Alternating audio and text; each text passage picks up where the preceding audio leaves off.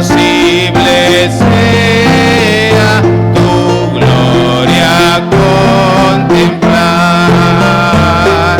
Santo tú eres solo y nada hay a tu lado. En poder perfecto, pureza y caridad.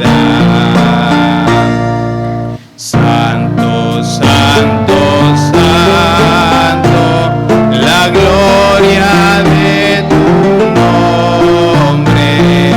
Vemos en tus obras, en cielo, tierra y mar. Santo, santo, santo, te adorará todo hombre. Dios en tres personas, bendita Trinidad. Amén. Hola, hermanos, hola a todos, bendiciones. A ver, niños, tres versículos que se usa en Navidad. ¿Quién es el primero que dice? Levante la mano. ¿Cuáles son los tres versículos? ¿Niños?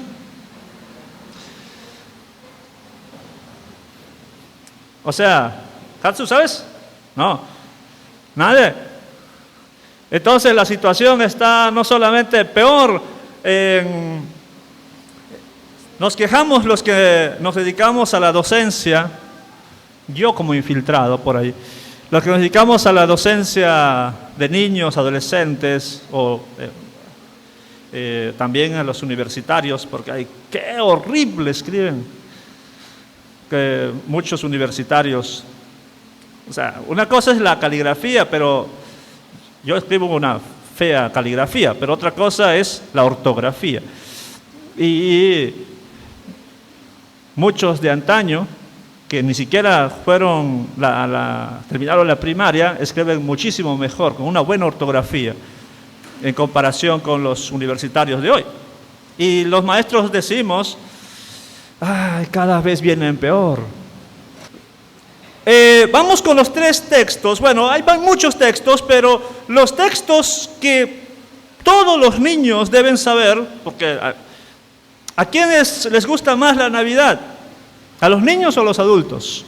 A los niños, ¿verdad? Pero por los regalos. No, todos, porque celebramos el nacimiento de Jesús, aunque sabemos que no nació 25 de diciembre.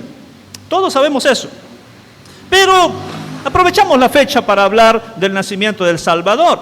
Y todo niño debe saber estos textos.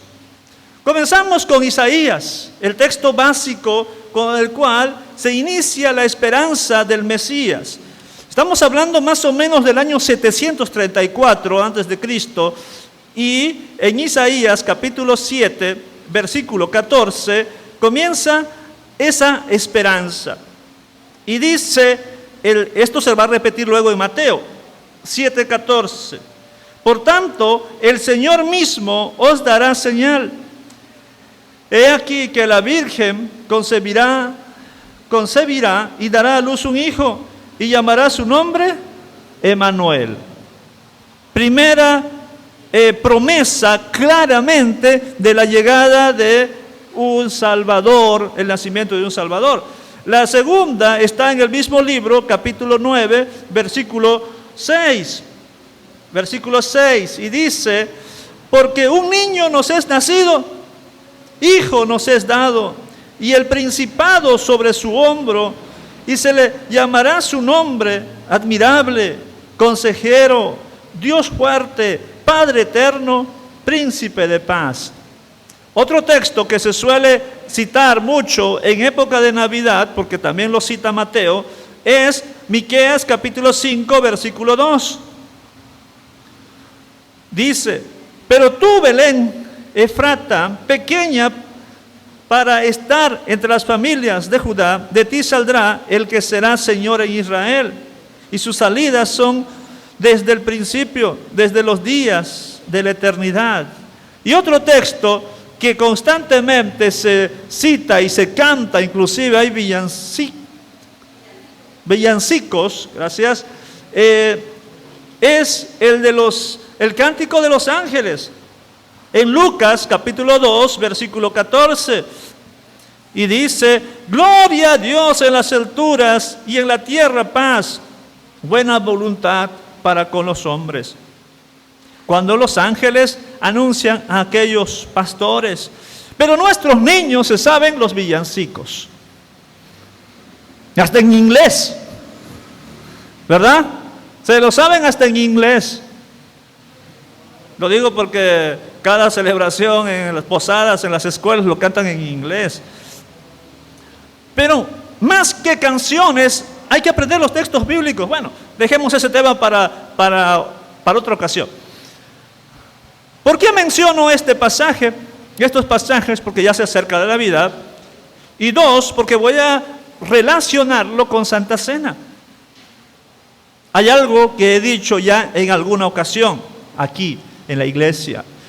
Estos pasajes del Antiguo Testamento, las de Isaías y de Miqueas, son contemporáneos, o sea, son de la misma época, del 734, 35, 700, hasta el 722 probablemente. Y se dieron en un contexto de sufrimiento, de agonía, donde el pueblo de Dios, ya sea Israel o Judá, estaban sufriendo la amenaza de reinos vecinos. Amenaza, por un lado, del reino de Israel y de Siria, y luego la amenaza de Asiria. O sea, era una época difícil. Y en esa época difícil Dios les da la promesa: vendrá un rey en el futuro que los va a liberar. Nacerá de la Virgen y su nombre será Emmanuel, Dios con nosotros. Y luego en Miqueas igual, que menciona: tú Belén, de ti saldrá el que los va a liberar. Pero la gente pensaba más en una liberación política, militar. Por supuesto, Dios también pensaba en algo de eso, pero no en el tiempo que ellos pensaban. Ciertamente, en Isaías y en Miqueas había la esperanza de liberación militar. Sí. Pero el verdadero cumplimiento de esas promesas se dan 700 años después. Ahora el pueblo no estaba sometido por Asiria, sino por Roma. Y seguían sufriendo. Y Dios les da ese regalo, Jesús. En ese contexto también de sufrimiento. Primera aplicación. Amados hermanos, las promesas de Dios, por un lado, se dan en la época que estamos sufriendo para consolarnos, para animarnos, para ayudarnos. Pero también dirán ustedes: pero se demoró tanto en cumplir. Pero cumplió. Cumplió tanto la primera parte porque el pueblo de Dios fue liberado militarmente. O sea, Dios los protegió en ese tiempo. Pero además el verdadero cumplimiento se dio con Jesús. Hermanos, Dios, si lo cumple, es porque lo ha prometido. No importa cuánto demore. ¿Cuántas promesas tenemos de Dios al futuro todavía? Y los va a cumplir. Porque Él es fiel. Él prometió y cumplió. Y en tiempo de adversidades viene esta promesa. Segunda aplicación está relacionada con ¿para qué hizo esa promesa? O sea, ¿para qué vino Jesús? Cuando el ángel le dijo a María y luego a José: sobre el nombre del niño que iba a nacer. Dijo, él se llamará Jesús, porque él salvará a su pueblo de sus pecados. Nacía Jesús para morir. Nacía Jesús para morir. Entonces nosotros en Navidad celebramos la encarnación de Jesucristo, ese nacimiento que luego Él iba a cumplir con su muerte. Y en Santa Cena recordamos su muerte. Entonces, hoy en Santa Cena, amados hermanos, quiero invitarlos a que piensen, Navidad conduce a la cruz. Celebramos el nacimiento, los regalos y todo. El mejor regalo que Dios nos ha dado es a su Hijo unigénito, porque de tal manera amó Dios al mundo que ha dado a su Hijo unigénito. Ahí está el regalo. Pero celebramos Navidad para luego en marzo o abril celebrar Pascuas, celebrar Semana Santa, la muerte de Jesús. Tenía que primero nacer para luego morir. Y en esta Santa Cena recordaremos esto. Navidad, sí, pero luego Pascuas. Jesús nació para darnos salvación. ¿Cuántos hoy van a tomar la Santa Cena agradecidos porque Dios nos amó y envió a su Hijo a nacer y luego a morir por nosotros? ¿Cuántos?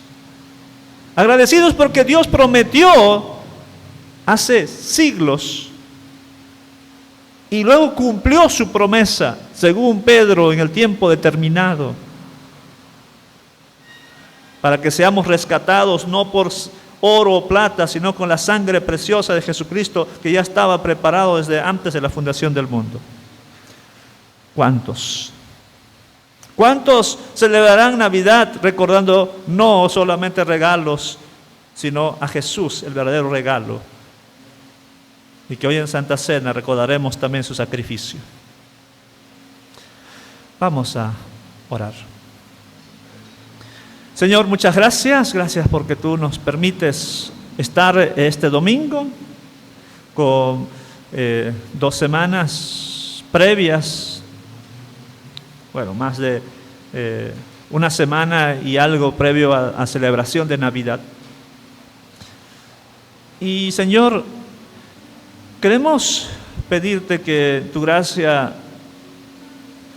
nos hagas conscientes todos, desde el más pequeño hasta el más grande, de que celebrar Navidad es celebrar la encarnación de nuestro Salvador, que luego iba a morir para salvarnos.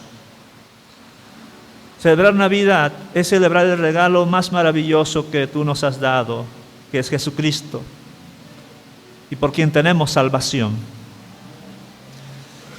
Que celebrar Navidad es recordar tus promesas, Señor, tus promesas. Celebrar Navidad es ver el cumplimiento de esas promesas y que llevan a la cúspide, en la que vemos la salvación de nuestras almas. Señor, ahora algunos de tus hijos van a tomar la Santa Cena, recordando para qué vino nuestro Salvador: para morir, para dar su vida en rescate por muchos, para deshacer las obras del diablo, dice otro texto.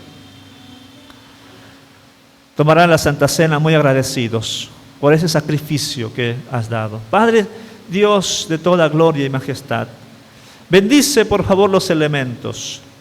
Bendice el pan que representa el cuerpo de nuestro Señor. Bendice la copa que representa la sangre de nuestro Señor. Gracias, gracias. En Jesucristo oramos. Amén. Por favor, 2 voluntarios que ayuden a repartir los elementos. Ahí, Eric y Gustavo. Gracias. Amén. Dice la palabra del Señor en 1 Corintios capítulo 11, versículos 23 al 26, que leemos todos los domingos. Dice los primeros 2 versículos: porque yo recibí del Señor lo que también os he enseñado, que el Señor Jesús, la noche que fue entregado, tomó pan, y habiendo dado gracias, lo partió y dijo: tomad, comed, esto es mi cuerpo, que por vosotros es partido. Haced esto en memoria de mí. Los que tenemos el pan podemos participar.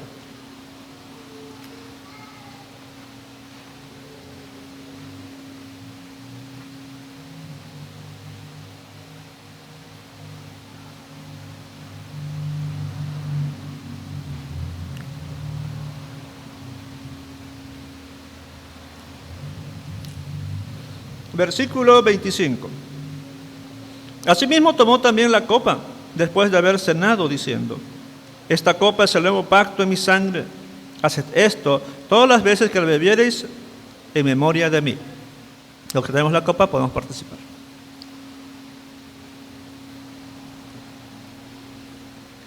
Leo el versículo 26. Así pues, todas las veces que comieres este pan y bebieres esta copa, la muerte del Señor anunciáis hasta que Él venga. Antes de orar, comunicarles, hermanos, lo que ya algunos ya se ha comunicado. Uno es de que el día de mañana May y yo hacemos 8 años de matrimonio, celebramos nuestro 8º aniversario. Y 2, pues 2 domingos no estaremos con ustedes aquí en el culto, estaremos en otra congregación, porque hoy, Dios mediante, salimos a Guatemala y después de 8 años, y May también, vamos a regresar a Perú. Vamos a estar allí por lo menos unas 2 semanas y algo. Así que si no nos ven es porque estamos en otra congregación. Vamos a orar. Señor, muchas gracias. Gracias porque tú nos permites estar aquí en este lugar celebrando la Santa Cena en recordatorio del sacrificio de nuestro Señor Jesús. Gracias también porque estamos aquí, tus hijos, alabándote. Y permite que las lecciones de los niños, aunque quizá incómodos por la falta del aire acondicionado, ellos puedan seguir aprendiendo tu palabra. Lo mismo, Señor, aquí, las enseñanzas, la prédica que se va a recibir. Bendice, Señor, a cada uno, por favor. Oramos en Jesucristo. Amén. Los vasitos, con mucho cuidado, por favor. Buenos días, hermanos. Bueno, voy a pedir a los niños que pasen a la parte de atrás, mientras que los adultos y los jóvenes nos quedamos en la sala principal para escuchar la exposición de esta mañana. Así que, hermanos, antes que nada, muy buenos días. Bienvenidos sean en este domingo, Día del Señor, a la casa de Dios para bendecir y glorificar el nombre de nuestro Dios y, como siempre, para escuchar la palabra y aprender cada día más de nuestro Salvador. Bueno, y en esta mañana tengo el privilegio de exponer el texto, y yo quiero, por favor, que abran sus Biblias en Lucas capítulo 2. Lucas, el Evangelio de Lucas capítulo 2, del versículo 1 al versículo 14. Lucas capítulo 2, versículo 1 al 14. ¿Ya lo tienen todos, hermanos? Dice así la palabra de nuestro Dios. Aconteció que en aquellos días que se promulgó un edicto de parte de Augusto César, que todo el mundo fuese empadronado. Este primer censo se hizo siendo Cirenio gobernador de Siria, e iban todos para ser empadronados cada uno a su ciudad. Y José subió de Galilea a la ciudad de Nazaret, a Judea, a la ciudad de David, que se llama Belén, por cuanto era de la casa y la familia de David, para ser empadronado con María, su mujer, desposada con él, la cual estaba encinta. Y aconteció que estando ellos allí, se cumplieron los días de su alumbramiento, y dio a luz a su hijo primogénito, y lo envolvió en pañales, y lo acostó en un pesebre, porque no había lugar para ellos en el mesón. Había pastores en la misma región, que velaban y guardaban las vigilias de la noche sobre su rebaño. Y he aquí, se les presentó un ángel del Señor, y la gloria del Señor los rodeó de resplandor, y tuvieron gran temor.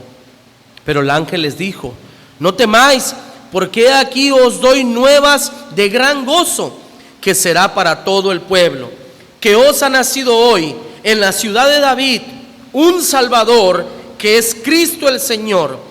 Esto os servirá de señal: hallaréis al niño envuelto en pañales, acostado en un pesebre. Y repentinamente apareció con el ángel, una multitud de huestes celestiales que alababan a Dios y decían: gloria a Dios en las alturas, y en la tierra paz, buena voluntad para con los hombres. Mis hermanos, nosotros sabemos que la Biblia no manda a celebrar el nacimiento de nuestro Salvador. Pero mis hermanos, quiero llevarlos a una reflexión lógica. Sin pesebre no hay cruz. Sin cruz no hay resurrección. Y sin resurrección no hay salvación.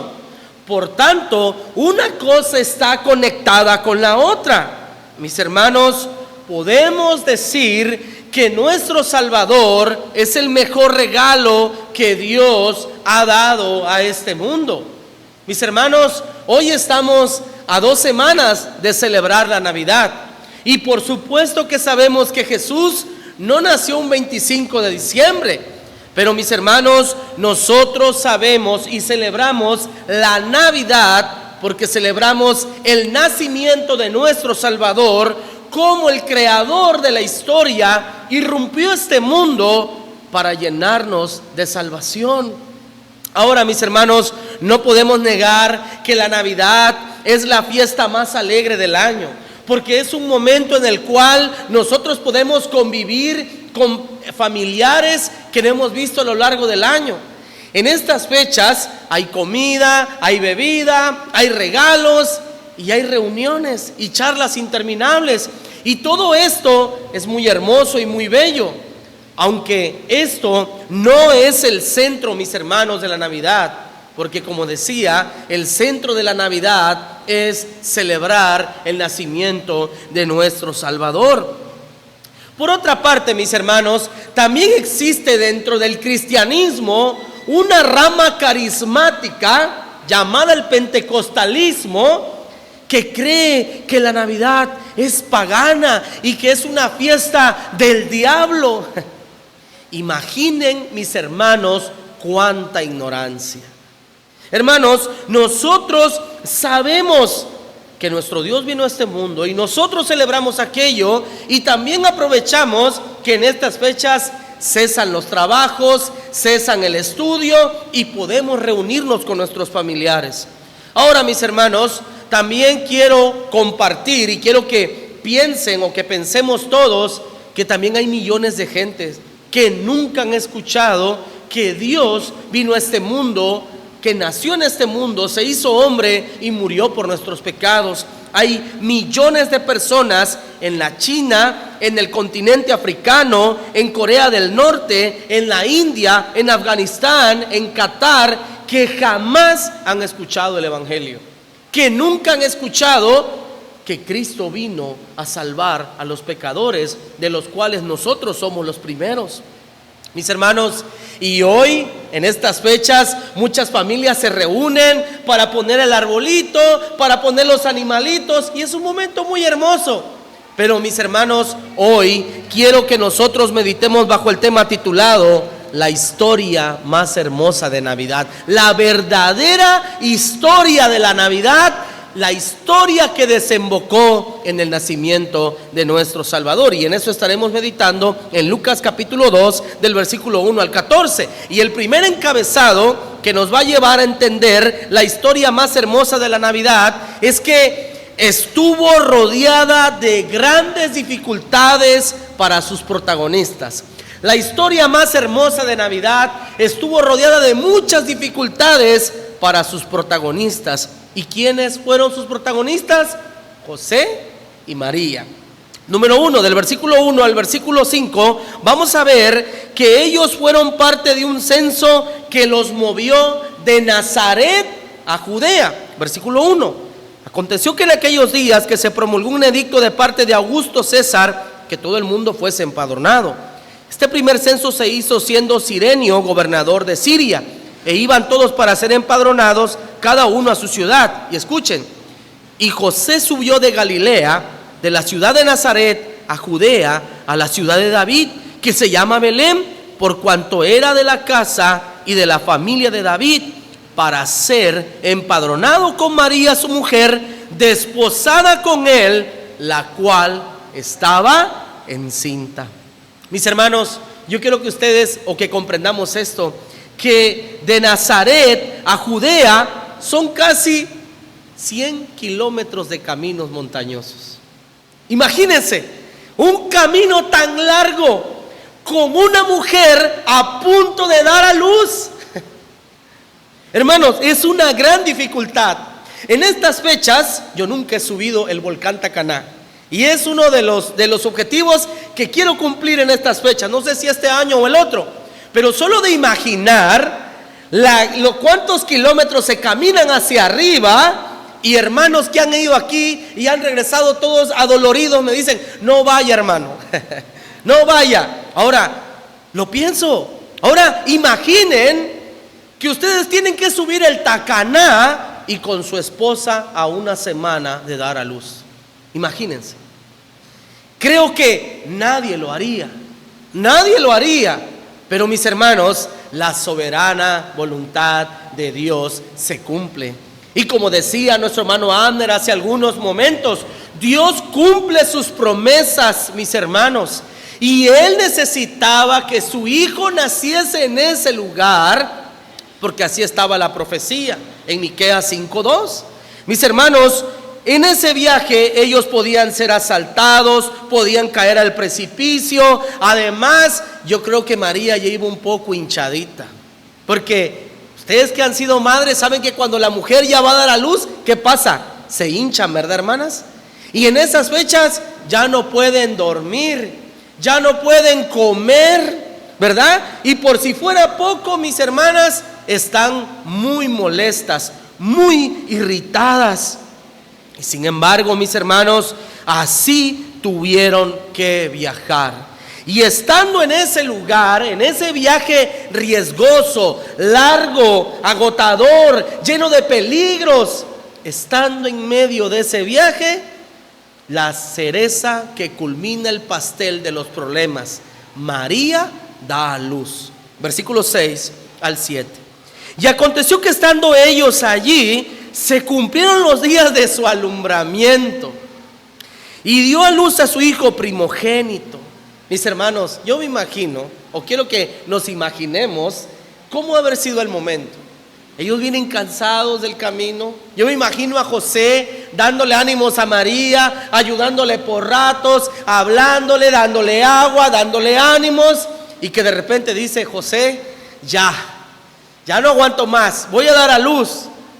Y los que hemos sido padres, ¿cómo nos ponemos de nerviosos cuando van a ser un hijo? Yo cuando mis hijos nacían, yo no dormía. Yo me la pasaba en vela toda la noche hasta que entraba y veía a mis hijos y a mis hijas, yo podía descansar. Hasta que veía a mi esposa con el niño o la niña en los brazos, yo me estaba tranquilo. Pero mientras ella estaba en la labor de parto, yo estaba, de verdad, mis hermanos, muy nervioso. Imaginen la aflicción de María y de José. Tener labor de parto en la montaña, no en un hospital, no con una partera al lado, sino en una montaña, estando en ese lugar donde no había nada, no había una partera, no estaban en casa, y por si fuera poco, Tristemente, el Señor tuvo que nacer en un lugar antihigiénico. María dio a luz en un lugar donde descansaban los animales. Era una cueva tallada en una piedra. Allí dio luz María a nuestro Salvador. Dice, y lo envolvió en pañales, versículo 7, y lo acostó en un pesebre porque no había lugar para ellos en el mesón. Mis hermanos, el lugar más bajo para el rey más excelso. El lugar más bajo para el rey más excelso, rodeado de animales, pero con un olor desagradable. Hoy nosotros ponemos, bueno, yo no lo hago en casa porque los animalitos no sobreviven. Bueno, no sobrevivían porque mis hijos eran muy chiquitos y todos lo destruían. Pero la verdad es que tú pones la ovejita, esto, el otro, pero en ese lugar donde nació nuestro Salvador había un olor fétido. Y no era nada higiénico que una mujer se aliviara en ese lugar. Y saben que, mis hermanos, allí nació nuestro Salvador, en un lugar humilde. Él, pudiendo haber nacido en un palacio con todas las comodidades, Dios decidió nacer en ese lugar, el lugar más bajo para el rey más excelso. Y eso ya nos deja muchas clases de humildad, porque la gran mayoría de nosotros no somos humildes. Y entre más posibilidades tenemos, más alto queremos estar. Pero, mis hermanos, el versículo 8 al 13 nos va a llevar al segundo encabezado, y es que después de tener grandes dificultades y que María ya había dado a luz, ahora vamos a ver que los testigos del nacimiento fueron muy peculiares. Los que llegaron a visitar ese alumbramiento fueron muy peculiares. Versículo 8 al versículo 13. Dice: habían pastores en la misma región que velaban y guardaban las vigilias de la noche sobre su rebaño. Y he aquí, se les presentó un ángel del Señor, y la gloria del Señor los rodeó de resplandor, y tuvieron gran temor. Mis hermanos, quiero hacer una pausa en ese versículo. En aquellos días no habían reflectores, no habían lámparas. Tal vez habían yo creo que estos pastores estaban se valían de la luz de la luna o de las estrellas, mis hermanos. ¿Y qué sucedía? Cuando la gloria de Dios se les presentó, dice el texto que ellos tuvieron gran temor. Dice en el Nuevo Testamento que cuando Pablo se le presentó el Señor y era de día, dice que esa luz era más fuerte que la luz del sol. Imagínense que a medianoche ustedes vean una luz tan grande, una iluminación tan fuerte. Fue por eso, mis hermanos, que estos hombres tuvieron gran temor, al grado que el ángel en el versículo 10 le dice: pero el ángel les dijo: no temáis, porque aquí les doy nuevas de gran gozo, que será para todo el pueblo, que les ha nacido hoy en la ciudad de David un Salvador, que es Cristo el Señor. Y esto les servirá de señal: hallaréis al niño envuelto en pañales, acostado en un pesebre. Y luego dice: y repentinamente apareció con el ángel, una multitud de las huestes celestiales que alababan a Dios y decían.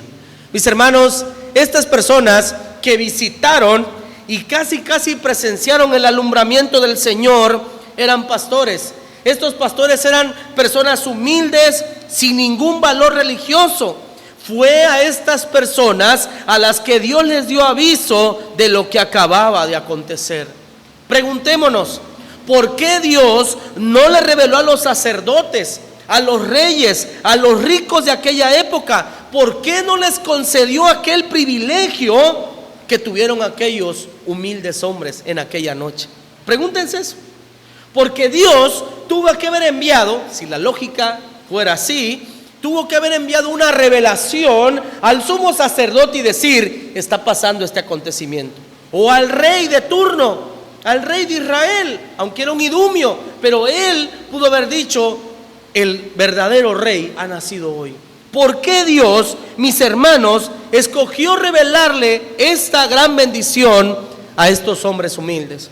Bueno, la respuesta la encontramos en el Nuevo Testamento, en la carta a los Corintios, en Primera de Corintios, capítulo 1, versículo 26 al 28, cuando dice: pues mirad, hermanos, vuestra vocación, que no sois muchos sabios según la carne, ni muchos poderosos, ni muchos nobles, sino que lo necio del mundo escogió Dios para avergonzar a los sabios, y lo débil del mundo escogió Dios para avergonzar a lo fuerte, y lo vil del mundo y lo menospreciado escogió Dios, y lo que no es, para deshacer lo que es, a fin de que nadie se jacte en su presencia. La verdad, mis hermanos, es que Dios siempre ha actuado así. Y Dios, en lugar de avisarle, lógico, la religión estaba mal, el judaísmo en aquellos días como hoy, pero Dios prefirió anunciarle a las personas humildes, aquellas personas que estaban entre las montañas, que no tenían ningún valor para el aparato religioso de aquellos días. Dios a ellos le anunció las buenas nuevas de nacimiento del Salvador. Ahora es lo mismo que Dios hace hoy. Mira a tu alrededor. Aquí no hay ningún importante. Aquí no hay ninguno que sea grande ante el mundo. Yo sé que hay algunos que se sienten grandes, pero no lo somos. Aquí no hay ningún grande. Nadie es importante aquí, porque ante el mundo somos insignificantes. Y si hoy nos creemos grandes, es por las bendiciones de Dios. Que Dios comienza a bendecirnos, que Dios comienza a hacernos sabios, que Dios comienza a darnos respeto ante la sociedad, y comenzamos a querer volar. Pero la verdad, mis hermanos, es que, como dice Primera de Corintios 1, 26 al 28, lo vil y lo menospreciado de este mundo escogió Dios para que estemos hoy aquí, gozándonos en la presencia de nuestro Salvador. Eso fue lo que Dios hizo con los pastores, y es lo que Dios sigue haciendo hoy en el siglo XXI. Mis hermanos, si Dios hubiese querido fama para su hijo, lo hubiera hecho nacer en el palacio. Si Dios hubiera querido que Cristo hubiese nacido con demasiada fama, le hubiera inventado una historia de acuerdo a su estatus de Dios. Él hubiera nacido en un palacio, él hubiera nacido atendido de los mejores lujos de aquella época, y se hubieran contado otro tipo de historias. Mis hermanos, sin embargo, las huestes, mis hermanos, se le presentan a estos pastores y les anuncian y alaban el nombre de nuestro Salvador, para decir que el Rey y el Salvador de este mundo había nacido. ¿Y qué trajo este nacimiento? Ya vimos las complicaciones de los protagonistas. Ya vimos, mis hermanos, que los que visitaron ese nacimiento eran peculiares, eran personas sencillas. Ahora vamos a ver que la historia más hermosa de Navidad es o lleva toda la gloria para Dios. Esta historia de Navidad, de nacimiento, toda la gloria es para Dios. Versículo 14. Noten lo que dice el versículo 14. Lucas 2:14. Gloria a Dios en las alturas, y en la tierra paz, buena voluntad para con los hombres. Mis hermanos, todos hemos escuchado los villancicos, que ahora ya casi no se escuchan, pero dice, en esos villancicos lo cambian. Aquí el texto dice buena voluntad de Dios para con los hombres, y en los villancicos dice que Dios tiene buena voluntad, que tiene voluntad para con los hombres de buena voluntad. No, el hombre no es bueno, el hombre es malo, somos pecadores. Dios tiene buena voluntad para con el género humano, y es por eso, mis hermanos, que esta historia de Navidad trae gloria a Dios, porque la gloria solo debe y es para Dios, por ser Dios, por su aceidad, por lo que Él es intrínsecamente, por ser Dios.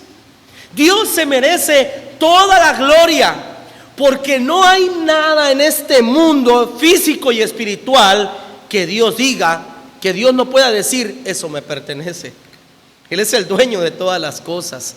Y Él, mis hermanos, cuando uno se pone a contemplar la historia de la humanidad, hasta donde están los libros y uno puede entender, hermanos, es inmensa.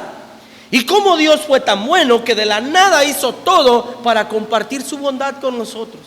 Y aún nuestros padres cayeron en pecado y Dios aún así nos hizo un plan para salvarnos en la persona de nuestro Salvador. Mis hermanos, dice el texto, gloria a Dios en las alturas. Esa gloria solo es para Dios.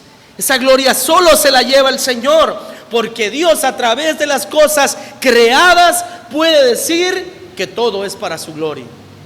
Cuando dice en el Salmo 19 que los cielos cuentan la gloria de Dios y el firmamento anuncia la obra de sus manos. ¿Recuerdan lo que nuestro hermano Abner predicó cuando fue el campamento, lo que iba a ser el campamento de los jóvenes allá arriba? Bueno, nos explicó cómo todas las cosas están hechas para Dios, porque Dios las hizo y son para su gloria. Y aquel acontecimiento, mis hermanos, de venir a este mundo, la gloria es para Dios. Por eso dice el texto en Juan 1:18 que de su plenitud tomamos todos gracia sobre gracia sobre gracia, porque eso es la vida cristiana. Gracia en todo momento de parte de Dios a nuestras vidas. Mis hermanos, me encanta lo que dice el Nuevo Testamento en 1 de Corintios 10:31. Dice el texto en 1 de Corintios 10:31: si pues coméis o bebéis o hacéis otra cosa, hacedlo todo para la gloria de Dios. Porque Dios al venir a este mundo reservó su gloria para Él.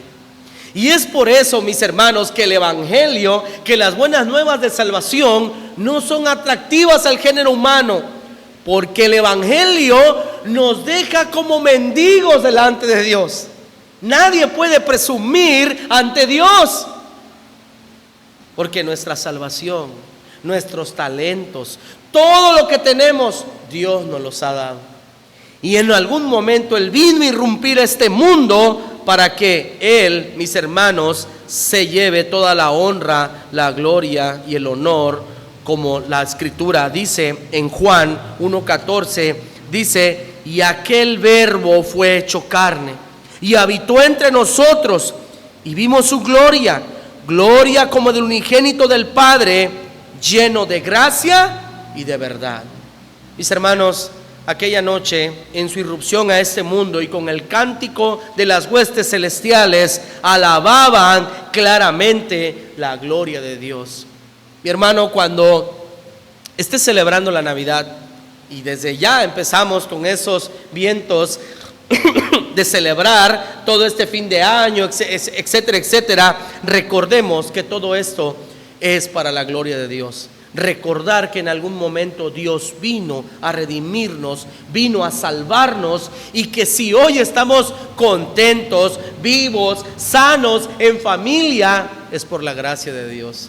Y sobre todas las cosas, aquí hay familias o tienen más familia extendida, en el cual no solo conocen que Cristo vino a este mundo, sino que ya han nacido de nuevo y Dios ya vive en ellos. Y esa es una bendición de verdad que no tiene precio. Cuando uno puede sentarse a la mesa con la cena, ya sea un pavo, ya sea un corte de carne, ya sea, no sé, lo que tengan, y poder estar sentados todos a la mesa y tomarse de la mano y decir: demos gracias a Dios por los alimentos y por lo que Dios hizo al venir a este mundo. Porque de verdad, hermanos, que ningún cristiano diga felices fiestas, porque esas cosas la inventó la política de izquierda para no ofender a los musulmanes y a todo, porque feliz Navidad quiere decir feliz nacimiento. Así que usted, como creyente, diga feliz Navidad, porque el Señor Jesucristo vino a este mundo, nació de una virgen, murió por nuestros pecados, resucitó al tercer día y volverá por su iglesia en un abrir y cerrar de ojos, como dice la palabra del Señor. Hermanos, la historia más hermosa de Navidad trae gloria a Dios. Y finalmente, el cuarto encabezado en ese mismo texto trae reconciliación al mundo con Él. Esto trae reconciliación al mundo con Él. Dice: gloria a Dios en las alturas y en la tierra paz, buena voluntad para con los hombres. La verdad es que el mundo nunca ha estado en paz, siempre hemos estado en guerra. No recuerdo la página de internet que leí, pero decía que todo el tiempo ha habido guerras, nación contra nación, reino contra reino, y hoy en día también podemos decir, ¿verdad?, país contra país. Hoy estamos rodeados de guerra en Oriente Medio. Hoy estamos a nada también de que Corea del Norte se dé una guerra con Corea del Sur y que intervenga todo, Estados Unidos, Rusia, etcétera, etcétera. Pero mis hermanos, este acontecimiento de la Navidad también trae reconciliación al mundo con Dios, porque entre los hombres siempre habrá problemas, en los que no han nacido de nuevo, pero en aquellos en los cuales Dios ya obró salvación, podemos estar en paz para con Dios y en paz para con el prójimo, mis hermanos. Esta historia trajo reconciliación y paz al hombre con Dios, pues dice el texto en Romanos capítulo 5, versículo 1, dice: justificados pues por la fe, tenemos paz para con Dios por medio de nuestro Señor Jesucristo. Mis hermanos, hoy nosotros tenemos paz porque Jesús vino a este mundo y vino también, por decirlo así, a nacer en nuestros corazones y traer reconciliación con Dios y traer reconciliación con nuestros semejantes.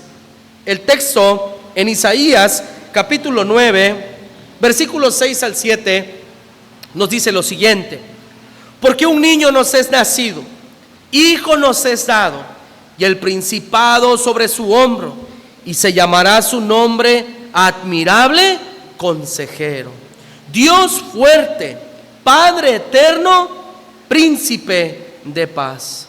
Mis hermanos, a través de Jesucristo, la justicia de Dios fue ejecutada en Él. Y a través de nuestra fe en la obra que Él hizo, hoy nosotros tenemos paz para con Dios.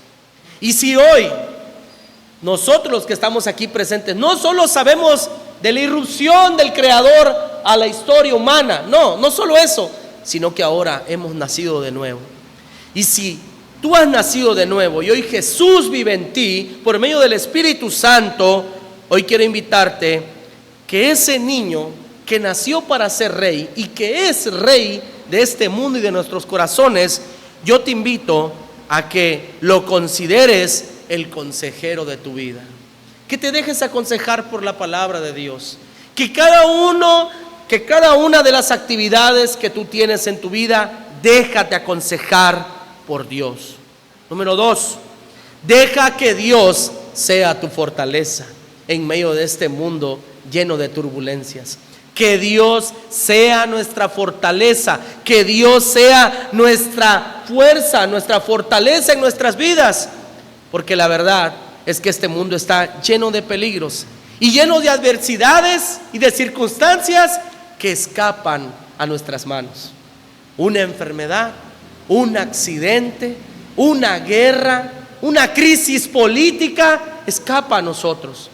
Pero si Dios es nuestra fortaleza, mis hermanos, nada nos moverá, porque estamos en la roca, como decía el profeta Habacuc. Mis hermanos, hoy que Dios ha nacido en ti, hoy Él es tu Padre. Él es nuestro Padre eterno y siempre lo será. Hermanos, algún día nuestros padres en este mundo nos dejarán.